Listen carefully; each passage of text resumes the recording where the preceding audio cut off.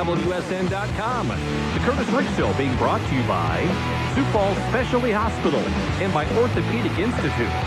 Now, here's your host of the Kurtiss Riggs Show, the voice of the Sioux Falls Storm, Rich Rosty.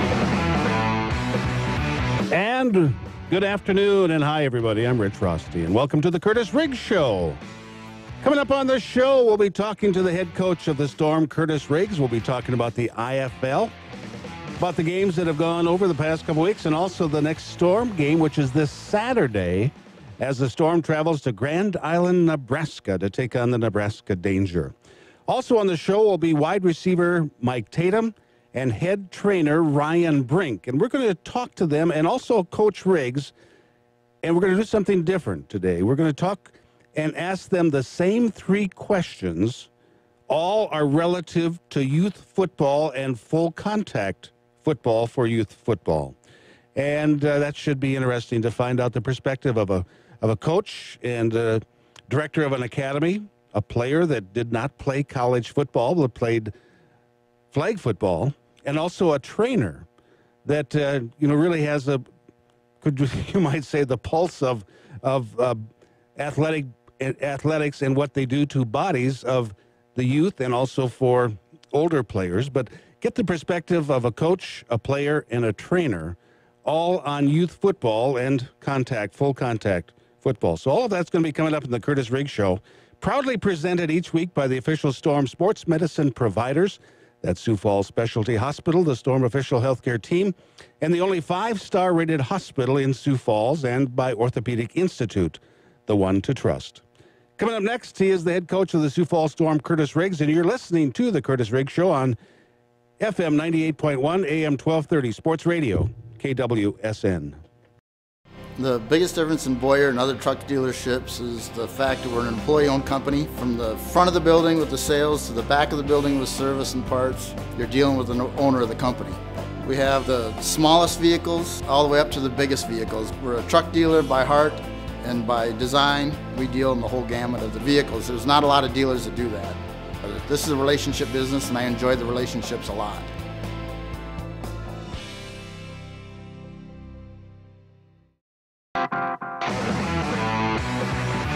You're listening to the Kurtiss Riggs Show, brought to you by Sioux Falls Specialty Hospital and by Orthopedic Institute on 98.1, 1230, Sports Radio, KWSN. Back to the show. Here's Rich Rosty. And our opening interview with Storm head coach Kurtiss Riggs is brought to you by the great folks at Good Sense Deli Fresh Subs. That's sponsors since day one. That's Good Sense Deli Fresh Subs. Come see what fresh really is, and we deliver anywhere in Sioux Falls, and their subs are just breader. And he is the head coach of the Sioux Falls Storm, Kurtiss Riggs. Coach, how was your weekend off as far as the Storm bye week? It was busy. Yeah, it seemed like all I was doing was work, and yesterday was a nice day to be with family and enjoy that, but the rest was either trying to get through our roster and make a few changes, or scouting, watching film, and then I was able to go to the pro day at SDSU and watch the area athletes work out for scouts and just take care of a few things at our academy. You know, we're going to talk about the things around the IFL, but tell me a little bit about that pro day. That sounds interesting. It was interesting, Rich. I spoke on the radio earlier, and it was kind of, John kind of took it out of context that I made a comment. I felt sorry for the athletes that not from SDSU because, Dallas Goddard obviously was the feature athlete, and every scout there was there to see him.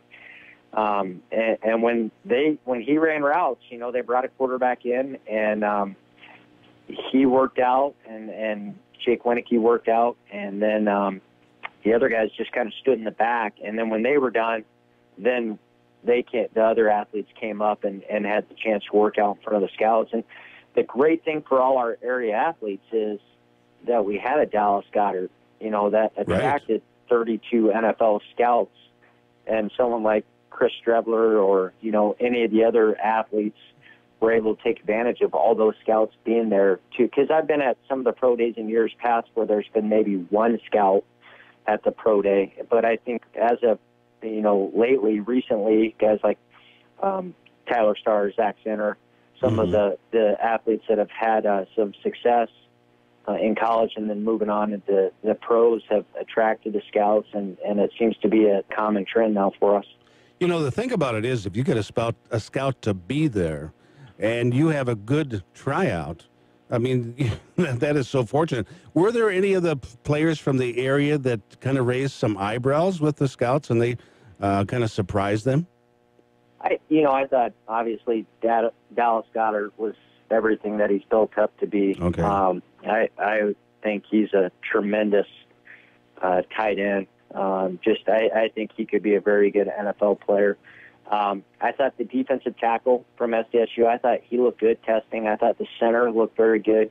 I thought Jake Winicky looked good running routes. His 40 time probably wasn't what he wanted it to be, but he looked pretty explosive in all the other areas. And then, of course, what you've heard so much about was Chris Strebler from USD.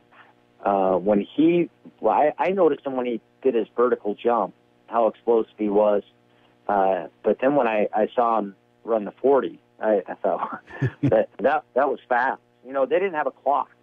It was just, you had 32 scouts that it was like they were all synchronized. As soon as he would start, their heads would just start all moving at the same pace. It was hilarious. But they all pretty consistently had him under a 4 or 5, around that 4.47 mark, and it looked like it. I mean, he was flying, and I thought his throwing motion looked improved, and I think there's some things he still needs to work on cleaning up, but I think he definitely opened some eyes. I definitely think he had the scouts now at least more interested to go back and look at his college film and maybe invite him into a camp. Well, the thing about it is I couldn't get my car to go 4.5 in a 40. Yeah, and it's just certain guys you notice. I mean, when you see them run, like the running back from USF, Max Mickey, ran a good 40, and same with the linebacker from USF. But when Strebler ran, you were just like, my goodness, that was fast. And you go over and try to find out how fast it was, and it was a great showing. SDSU does a phenomenal job hosting the event. I mean, it was very well done. And it was just really cool for all our area athletes to be able to get in there and have the opportunity to work out in front of all those NFL teams. Oh, that's amazing. Good deal. I'm glad that you brought that up and talked about that. Around the IFL, there were just a couple of games this weekend. And the first one we'll just kind of brush on. That's Cedar Rapids went down to Arizona. The Rattlers took care of business down there, 54-19. Nothing much surprising in that game, was there? No, really not. I mean, Cedar Rapids would hang around early in the game, but they just couldn't sustain, and they couldn't protect the quarterback. I mean, Arizona really got after him, and they got up. Once they were able to get up by 2 scores, you could just see Cedar Rapids slowly deteriorating and Arizona not really letting up at all. Then in the other game that took place on Saturday night, I believe it was, that on March 30th, Nebraska Danger hosted the Iowa Barnstormers, and both teams came in there with a 3-1 record. But Nebraska came back with the win, 43-32. And Nebraska, basically, we had talked about this before. Prior to the last 2 games, they hadn't played anybody with a winning record. They lost to Arizona the previous week, but then this time they took on Iowa, and they handled them 43-32. What did you think of the performance of Nebraska, who is the Storm's opponent coming up on Saturday? I thought they played with a lot of energy, a lot of passion. I thought they were the aggressor. I thought they really got after Iowa up front. And, the Iowa radio commentator kept talking about what a huge upset this was. And you wouldn't have thought that watching the game. I mean, Iowa was really scrappy trying to stay in the game, but Nebraska physically really got after them. And I would suspect we'll see the same type of passion when they step on the field against us. Their quarterback had replaced their starting quarterback that went down with an injury. Jesse Scroggins is now the quarterback. 9 of 18, 154 yards. He had 4 touchdowns, no interceptions, was not sacked in the contest. And you and I have talked about it, that he has stepped into that starting role with abandon and doing a good job. Yeah, very athletic. He's more elusive than Fleming. Not quite the polished passer of Fleming, but when he doesn't feel like his guy's open, he can take off and run, and he creates a lot of issues. And he did a very good job of continuing to make plays and move the chains against Iowa. I mean, they really struggled to stop him. Nebraska also had a kick return for a touchdown by Corey Winger, 48 yards. Former USF kicker Brad Hatfield was 3 field goals, 2 for 4 and point after touchdowns. Were you on the staff when he was at USF? No, Okay. I was not. And, I did. He does a very and we'll definitely address and work on. And, he makes it difficult for you to set up any kick returns because of where he's able to place his split kicks. Well, we're going to be talking more about the Nebraska danger a little bit later on in the Kurtiss Riggs Show. But running down the standings right now, Nebraska's 4-1. Also is Arizona. Sioux Falls 3-1. Iowa's 3-2. Cedar Rapids 1-5. Green Bay is 0-5, and they relieved Chris Williams, the head coach, of his duties. Have you heard of any replacement for the head coach up in Green Bay? Yeah, I think it's going to be the assistant coach, Corey Roberson. Okay. Corey's been with them for a long time and has been around the indoor game for a long time. Just, he's got his work cut out for him. I'm sure the first thing he's going to do is open the offense up a little bit. I think, you hate to see Chris and his family go through this, but you could also it just wasn't working. And when it's not working, you got to try to fix it and change it. And he just seemed like he wasn't willing to do that. And inevitably, I think that's probably what led. At least it felt like it. Hearing the fans yell about throwing the ball or opening things, you could sense that there was not a lot of pleasant feelings towards what was going on right now with their football team. Well, we talked about it on the show last week about how well they're drawing up there for fans and the support that they're getting from the community. I thought their defense was very good, but getting some more offense is what they need, and hopefully they can do it, because we need Green Bay to be a strong force within the entire league. I agree. I mean, anytime that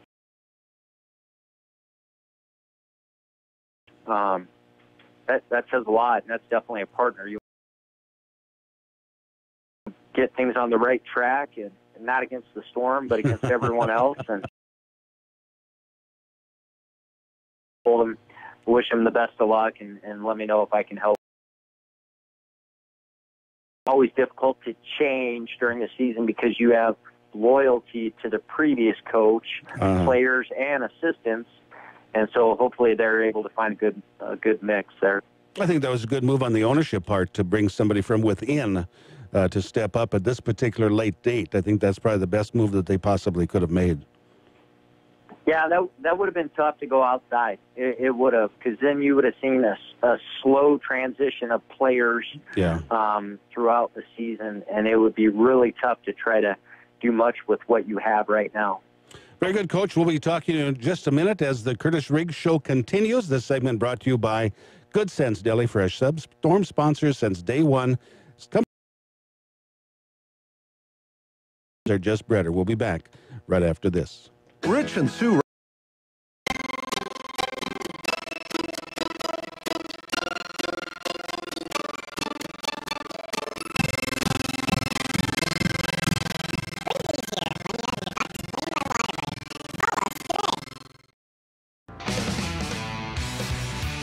You're listening to the Kurtiss Riggs Show, brought to you by Sioux Falls Specialty Hospital and by Orthopedic Institute on 98.1, 1230 Sports Radio, KWSN. Back to the show. Here's Rich Rosty. And welcome back to the Kurtiss Riggs Show, brought to you by Eastway Bowl, the perfect spot for family fun. Eastway Sports Lounge, the official away game viewing party. And the next one coming up is on Saturday at 7:05, April 7th, as the Storm travels down to Grand Island, Nebraska to take on the Danger. And with us now, he is the head coach of the Sioux Falls Storm, Kurtiss Riggs. And, Coach, we're going to do things a little bit differently, like I had texted you earlier. I'm going to be talking to you, talk to Mike Tatum, and also to athletic trainer Ryan Brink. And we're going to ask you the same questions, all relative to youth football as far as full contact football or not full contact football. And you have an academy that you have a tremendous amount of young people that go through that and training and things like that. What percentage of your academy is considered youth football, and what ages would youth football be? That's a good question, Rich. It would be seasonal because, right now we get a heavy influx of high school athletes because they're prepping for a big combine. And then when the summer hits, they're on their high school campus. High school campus is now in the summertime for football. It's a college. Okay. They can practice and they can be doing contact time as they want, meaning coach and player contact time. So it's changed quite a bit. So we get a lot of high school kids now, whereas younger kids are seasonal with sports, which they should be. Yeah. A lot of kids are playing baseball. A lot of kids are doing, basketball and wrestling and those things. But I would say overall, we probably have 60% of youth that is with us year round, and that goes from all the way from kindergarten up to 8th grade is what I still consider youth. Okay, that's a good answer for that.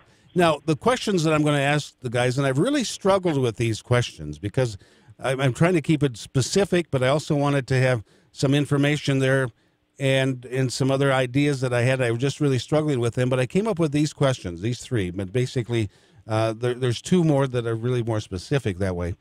But anyway, be introduced to youth football. Yeah, that's kind of the golden question. I've sat in on many panels, and this question's been asked repeatedly. And I sat in on the panel with Chad Greenway and Dr. Muntz and Coach OJ from Augustana, and I think everyone kind of came to a consensus that there's not a specific age. That it is more of when is your child ready. Okay. And it might not be till they're in high school, 5th grade, when your child is moving as fast as everyone else, is able to handle themselves with their body movements amongst everyone else, is not playing timid. And I'm not saying they have to like contact, because that is not the issue. But we definitely don't want it if they don't like contact, meaning if they're really shying away or slowing down or turning sideways. I think these are all signs that, it's probably not ready yet, or they're not ready yet, and we should maybe be doing flag football and working on all these coordinated movements and helping them gain confidence to transition over to tackle. This is another one of the questions that I had formulated or thought about it, but it's not a part one that I'm going to ask everybody, but I'm going to be talking to Mike Tatum about it because he did not play college football. He played recreational flag football. Now, the question I have, can flag football prepare a youngster for contact football, say in junior high, but he's playing flag football up until that point? Can he be adequately prepared for the contact sport? Oh, you bet. Yeah, Okay. without a doubt. In fact, I talk to Coach Kim Nelson, the coach at Roosevelt, about this topic all the time, and he feels like, and I would agree, going out and watching youth football is not something that really translates or correlates to going and playing varsity football. I'm not saying they'll step from one right to the next, but it's so different, because in junior or youth football, one skilled athlete could dominate. They really get neutralized. I mean, coaching really becomes a part of it. Schematics become a part of it. and most of the other athletes have physically matured too, to where one guy is probably not going to just stand. I mean, you may have a Taron Christian or someone like that, but even Taron, when he was in high school, defenses were able to control him and make them have to do other things. So I think the flag football can easily be something that they can play up until the point of when they feel like they're ready for physical contact, and they can make a transition. Other questions I wanted to get to. If a kid starts with full contact football, full pads and everything, going on traveling and all that kind of stuff, is there a good chance that that kid's going to be burned out and tired of football by the time he gets to junior high? No, I mean, there's not. Part of that, meaning practice, that will play a factor in burnout. Okay. How much practice? What are the coaches like? Do the coaches have an understanding of what a good? Are the parents, are they leading them to the burnout stage? Yeah. Those are the main things. I do disagree with traveling football, though. I don't think there's a place for that. I think they'll play 2 games in a weekend. I mean, we're listening to Drew Brees complain about we had to play Sunday, Thursday, but yet we're letting youth kids play Saturday, Sunday. There's no way that's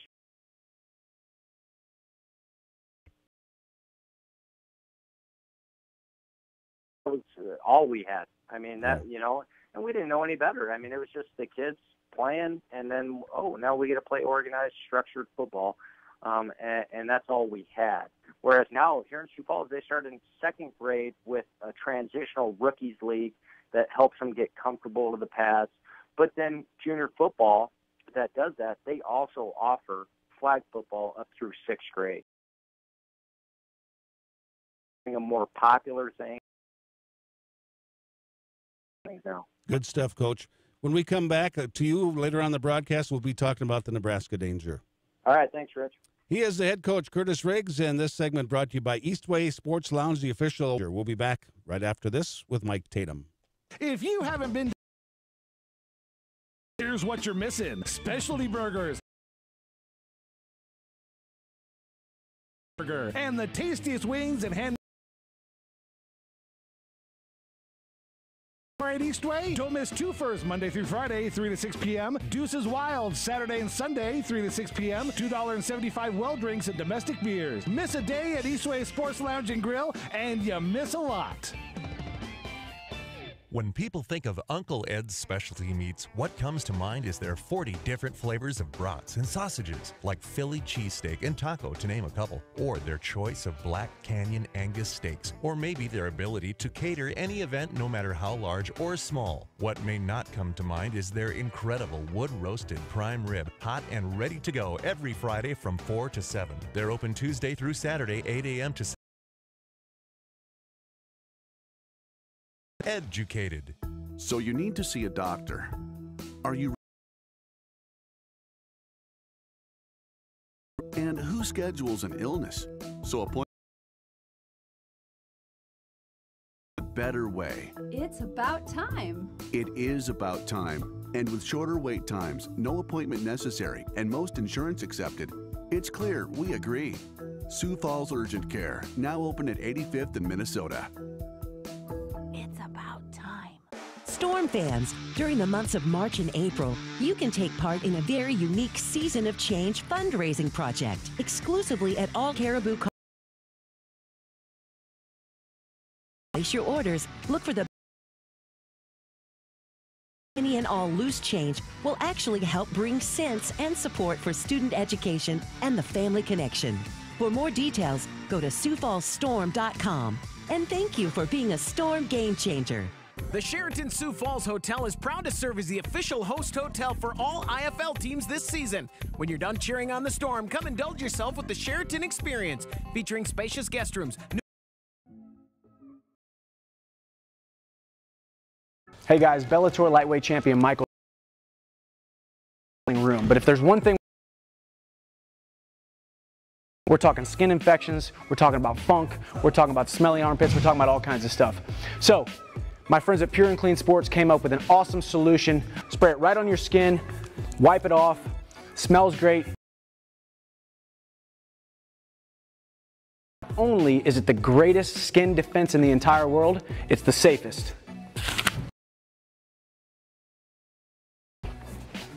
Check them out, pureandcleansports.com. You're listening to Specialty Hospital. 1230 Sports Radio, KWSN. Back to the show. Here's Rich Rosty.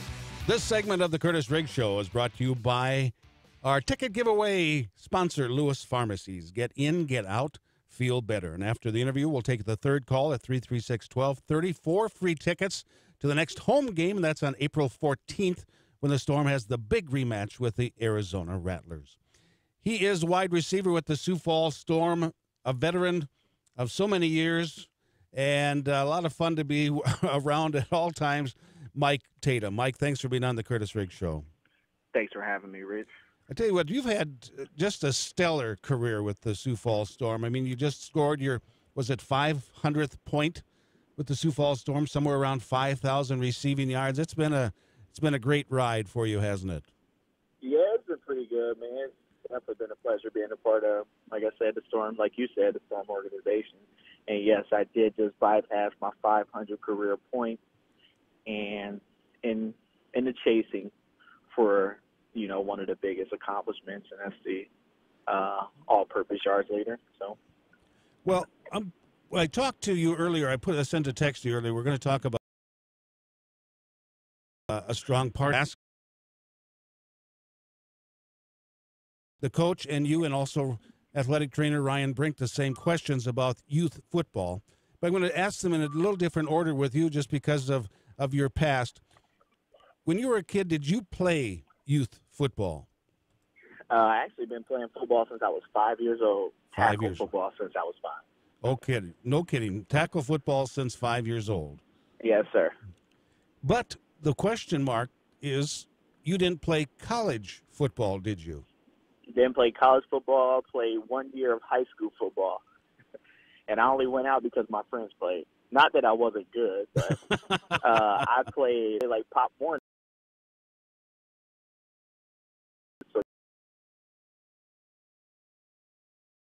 I want to say 14 or 15 in Columbus, Ohio, to play on a traveling team. Okay. So, yeah, I was too old, like grade-wise, that they were going by grades, but since my birthday was in April, you know what I mean, it still made me eligible to play Pop Warner. Okay. So, college, and then after college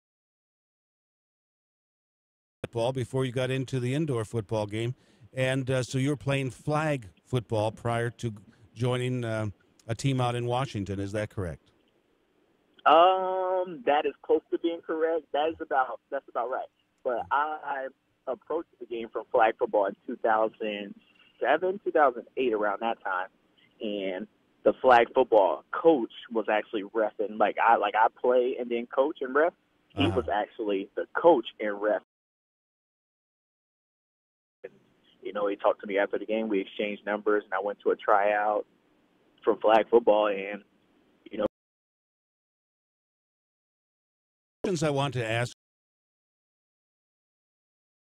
you is, how old do you feel a child should be to start playing tackle football? The game has evolved since I was a kid. I'll say that.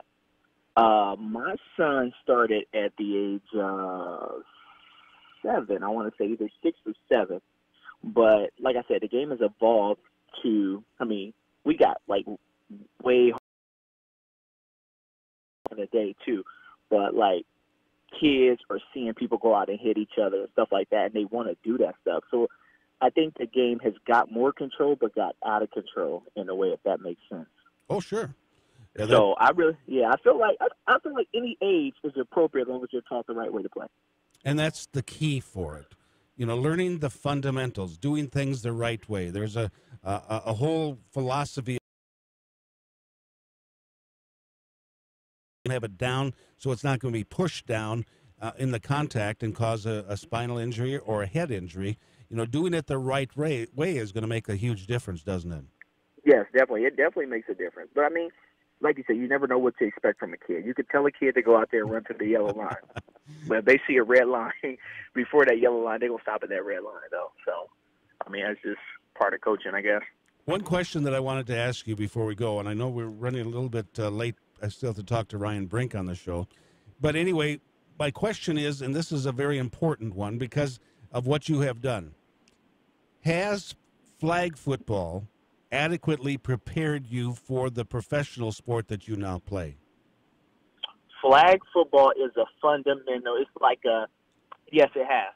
And the way that it prepared me was I was able to make better moves, make quicker moves, because you can't stiff arm a flag football.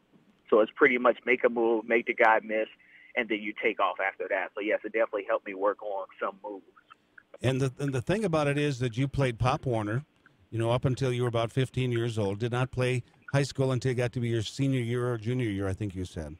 And then didn't play in college, but yet have excelled in a professional sport that's played faster than any other sport of football, indoor football, playing that sport.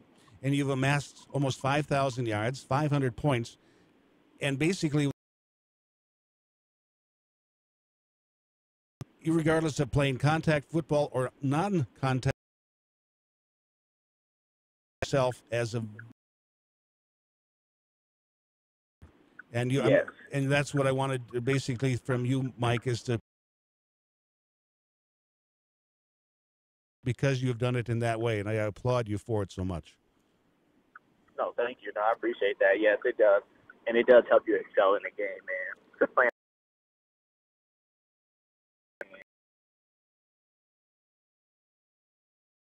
shaking, moving, and it's not really contact in it.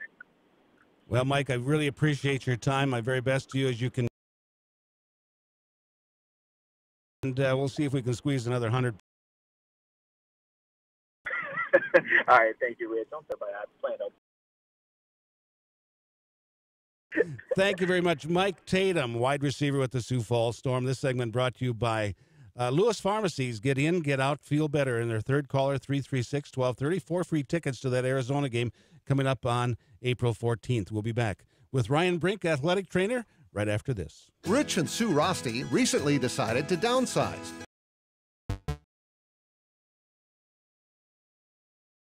Need a fun night out? Head over to Burnside and a fresh remodel. A variety of games to keep the excitement rolling all night, plus great food and drink specials. Try something new this week and check out the all-new Burnside Bingo. And more information.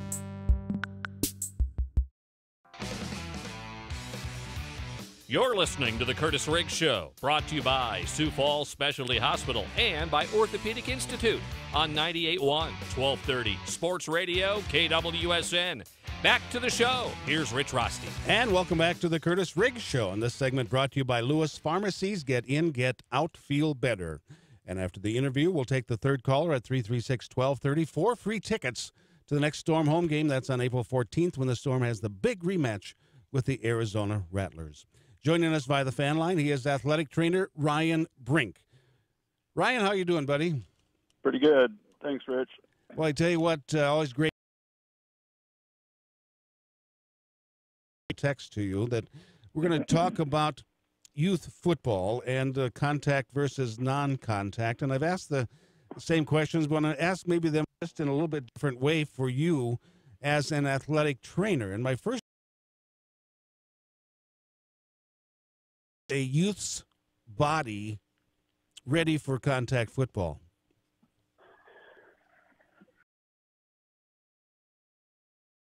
And I kind of cheated in the Coach Riggs and Mike, but I totally. First of all, it's more of a mental thing than it is a physical. All different. Developing it for being the same age as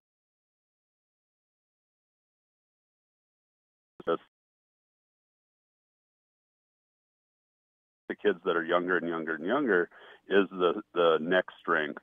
And anytime you then put a 2 to 4 pound helmet on top of a kid who has underdeveloped neck strength, you now have essentially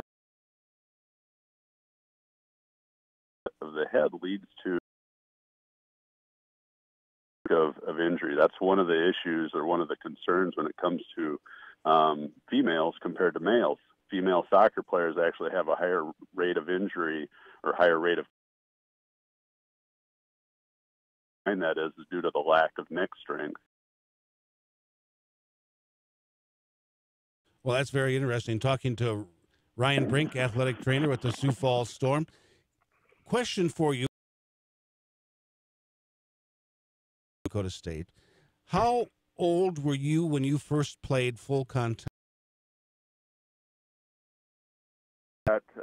We were able to practice as sixth graders, but we weren't able to play until we were in seventh grade. Okay. And then our seventh and eighth grade was actually combined together. We didn't have separate. We were a small school, and so in sixth grade we were kind of the dummy holders and kind of get exposed to it a little bit. And in seventh and eighth grade we had a whopping 4-game schedule.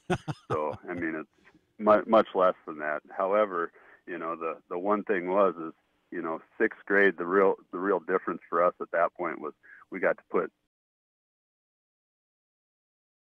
and I mean we'd always get together and it was full contact. We'd go up to the football field and whatnot, and one of the worst probably undiagnosed concussions that I ever had was with the buddies playing on the football field. Oh, and sure. It was unorganized. We were just playing together, but again, and head hit the ground and didn't really know where I was at. And at that point, back in the, hate to say how long ago it was, but at that point, concussions were kind of an unknown thing. Oh yeah. Basically you got a goose egg. The helmet's going to be a little bit tight, maybe a sore spot there, but go back in and get them next time.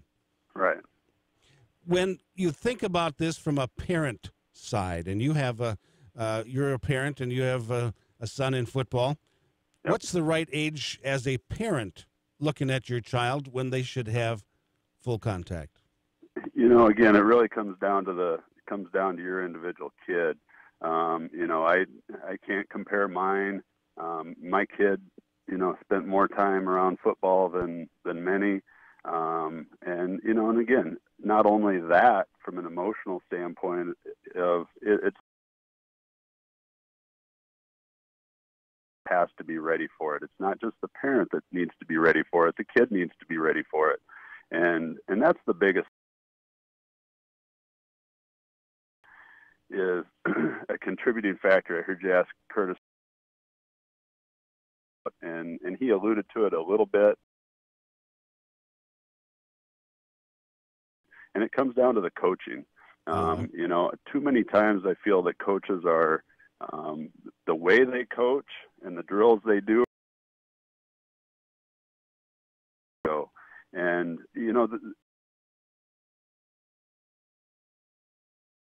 need to change, and the way coaching is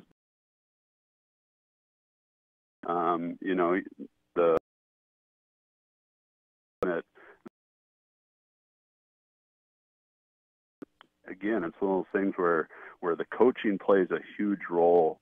The drills that were done in high school in the 80s can't be done with third graders at this point. And until that changes and until more education is done for coaches, whether it be parent coaches or whether it be paid coaches at middle school, high school. With the Sioux Falls Storm, Ryan Brink, thanks.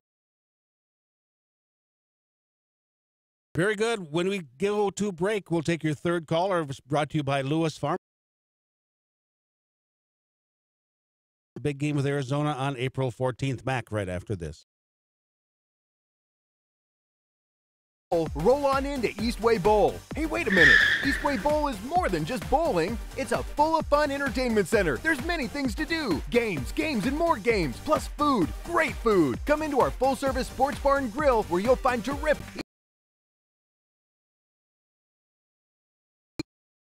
You're listening to the Kurtiss Riggs Show, brought to you by Sioux Falls Specialty Hospital and by Orthopedic Institute on 98.1, 1230 Sports Radio, KWSN. Back to the show. Here's Rich Rosty. And this segment brought to you by Good Sense Deli Fresh Subs. And they're on 917 South Cliff Avenue. Sliced fresh, baked fresh, made fresh. Come see what fresh really is at Good Sense Deli Fresh Subs. And he is the head coach of the Sioux Falls Storm, Kurtiss Riggs. Coach going to be taking on the Nebraska Danger. They were victorious over Iowa Barnstormers this past weekend by a score of 43-32. When you think about Scratcher and what is a concern? Aggressive style play. Probably be trying to figure out,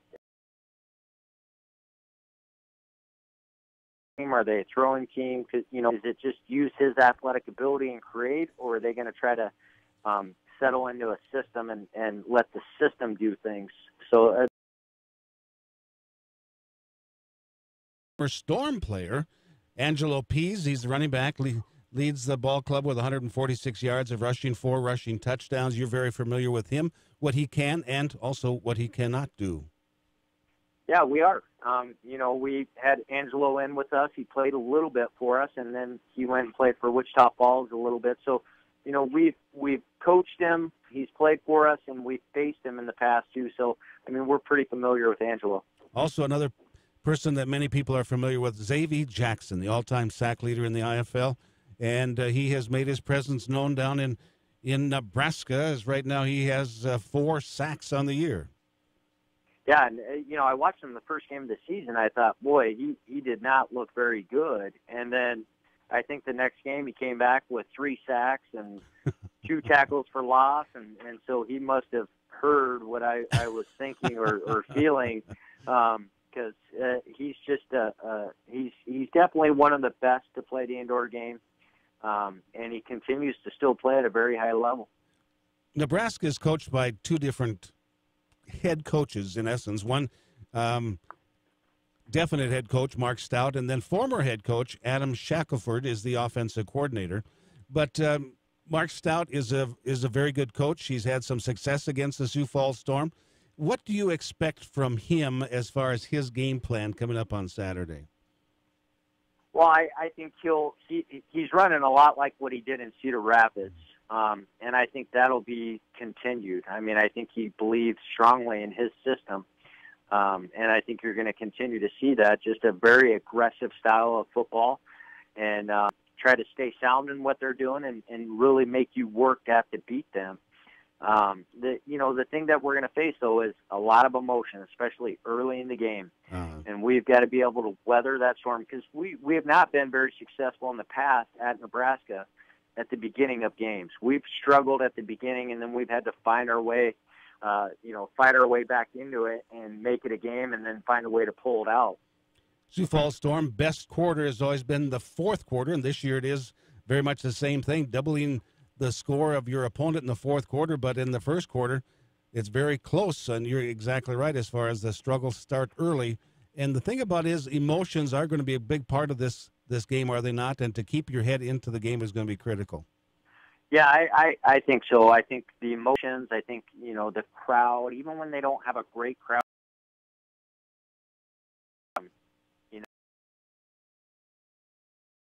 defense fired up, ready to go to really get after us. We've got to do a good job of predictable, really pin his ears back and throw his best pass rushing moves at you.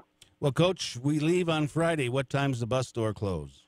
We're going to leave a little bit later. We'll probably leave about 4:34, Rich. Okay. And we'll enjoy our beautiful scenic drive. Well, it's a dandy. There's no doubt about it. As far as youth football, Friday. All right. Thank you, Rich. He is the head coach, Kurtiss Riggs, and we'll be back right after this. This segment was brought to you by Good Sense Deli Fresh Subs. Storm Nation. It's time to put your game face on and get ready to rock when the Sioux Falls Storm return to the Premier Center for the epic showdown matchup against the Arizona Rattlers on Saturday, April 14th.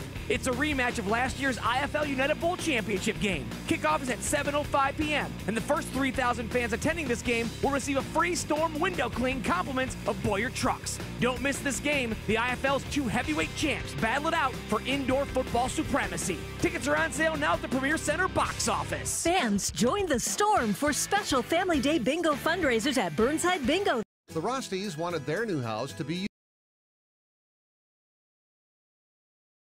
traditional, but the downstairs is very modern. They are delighted. We wanted a different look and feel within our house, and Fireplace Pros, as always, helped us make it happen. They're the best. Visit us on the web or stop by your nearest Heat & Glow or Heatalator dealer. Fireplace Pros, Heat & Glow, and Heatalator. What's taking so long? It can take a while. I don't have time for this. Or longer than a while. We've been here 2 hours. Forever. Hello? What would you say if there was another option? Finally. Yes. It's about time. It's about time for the best patient care.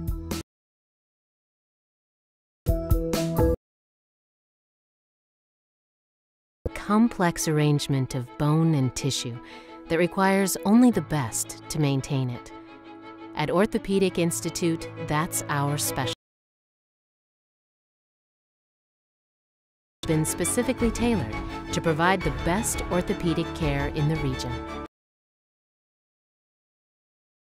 That's why Orthopedic Institute is the one to trust to keep your body in motion.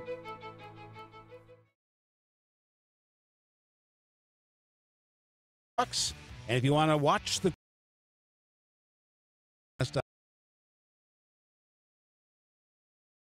to be an employee-owned sales parts service, keep you moving. Thank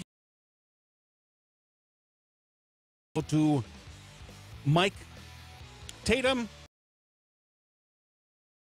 studio producer and engineer. When 4 free tickets brought to you by Lewis Pharmacies. Thanks for listening. For the Sioux Falls Storm, I'm Rich Rosty. Have yourself a great evening.